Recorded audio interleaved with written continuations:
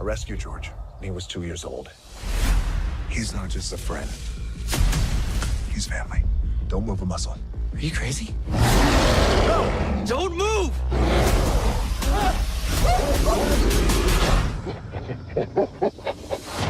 Uh-huh. Okay.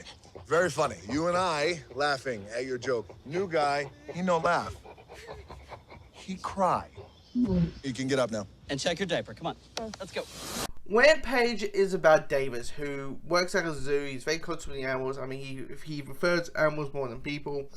And he's very close to this one ape named George. And one night when a DNA government advice lands onto the gorilla pit, George walks towards it, sets off gas, and of course the gas affects George.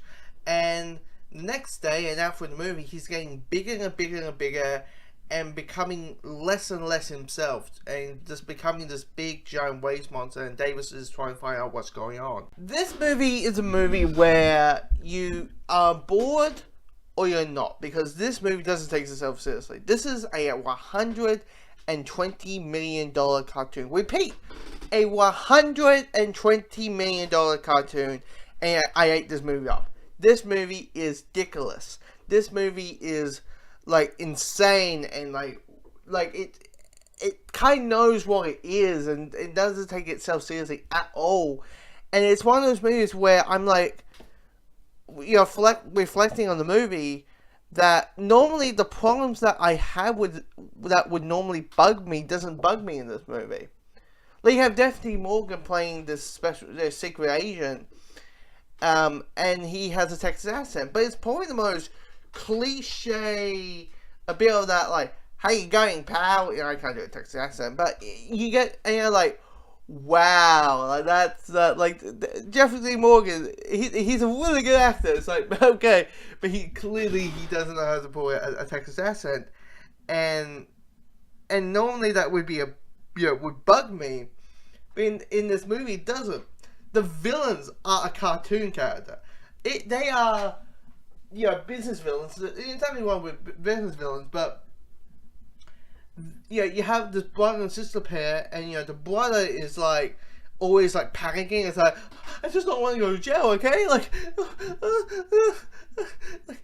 what are we gonna do? He's always that. And then you got the woman, and you got the sister, pretty much being Batman, who always has like a contingency plan and everything. It's like she pulls shit out of her ass all the time after this movie, and it's like, what? You're like, normally this would bug me. Like, the characters ain't developed.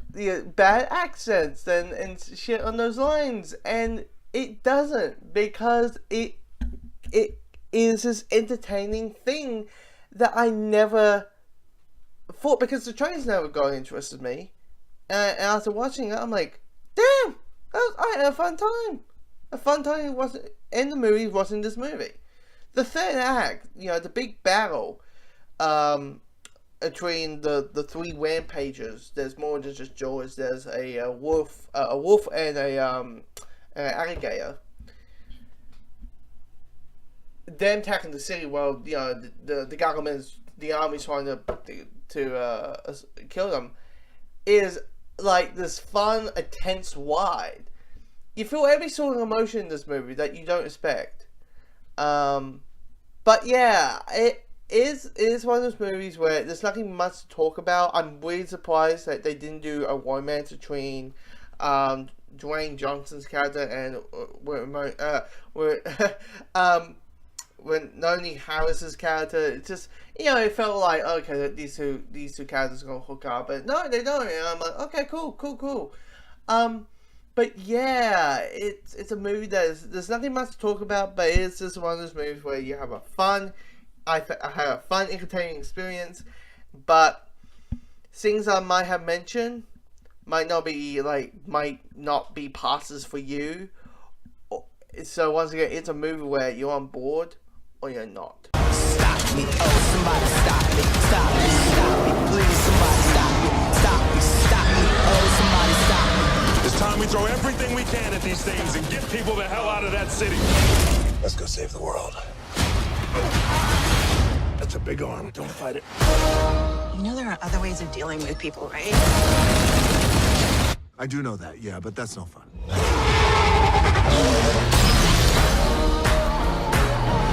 George?